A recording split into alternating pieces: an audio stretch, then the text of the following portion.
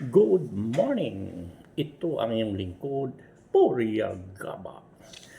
Ang pamagat ng aking ikikwento ay ang tungkol sa mga anak na abala sa ibang bansa. Dahil doon na sila nagtatrabaho.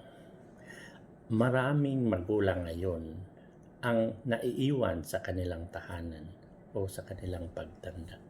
Dahil abala na sa trabaho o nasa ibang bansa ang kanilang mga anak.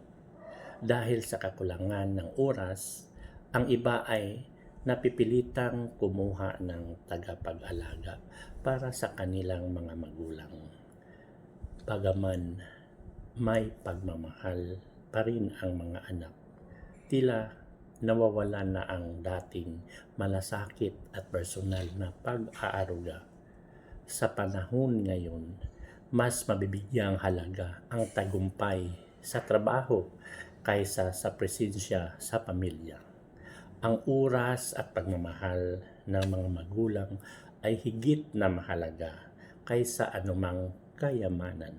Sa huli, hindi kayang tumbasan ang pira, ang kalinga at pasensya ng isang anak. O dapat talaga, no? Kaso, yun nga, nasa ibang bansa ang mga trabaho natin. Oh, paano naman guys?